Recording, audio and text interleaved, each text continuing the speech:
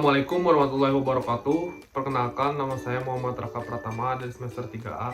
Di sini saya akan mereview kembali materi yang telah dijelaskan oleh Ibu Profesor Dr. Haja Heni Nuraini SMH beserta asisten dosen Bapak Dr. Muhammad Rendi Aridayandi SMH.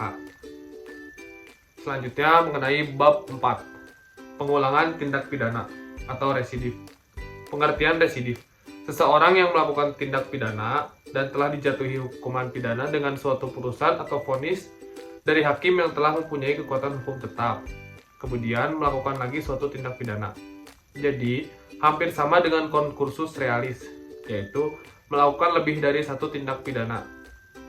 Perbedaannya adalah, dalam residif telah ada putusan atau vonis hakim yang mempunyai kekuatan hukum yang tetap dan berupa pemidanaan dan terhadap TP sebelumnya, sedangkan dalam konkursus belum ada putusan atau vonis dari hakim.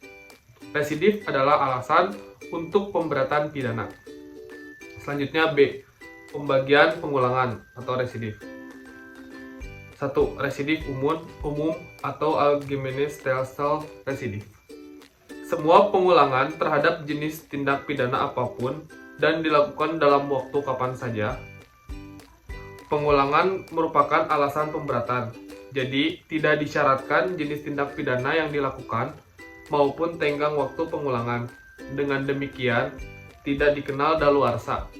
Residif atau pengulangan jenis umum ini tidak dikenal dalam KUHP. 2. Residif khusus atau spesiale stelsel residif. Tidak semua jenis pengulangan merupakan alasan pemberatan. Pemberatan pidana hanya dikarenakan terhadap pengulangan yang dilakukan terhadap jenis tindak pidana tertentu dan dilakukan dalam tenggang waktu tertentu. Jenis residif inilah yang dikenal dalam KUHP.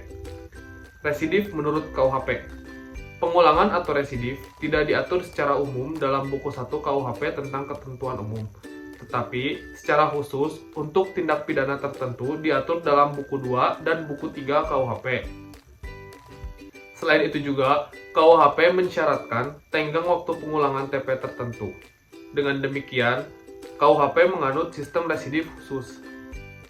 Artinya, pemberatan pidana hanya dikenakan pada pengulangan jenis-jenis tindak pidana tertentu saja dan dilakukan pada tenggang waktu tertentu.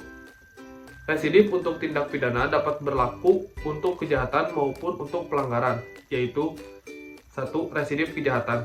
Dengan dianutnya residif khusus, maka residif kejahatan menurut KUHP adalah kejahatan-kejahatan tertentu yang dibedakan dalam A.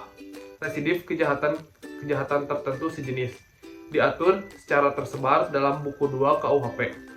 Dalam residif kejahatan sejenis hanya ada 11 jenis kejahatan yang merupakan alasan pemberatan pidana. Mungkin segitu saja review materi dari saya. Mohon maaf apabila ada kesalahan. Wassalamualaikum warahmatullahi wabarakatuh.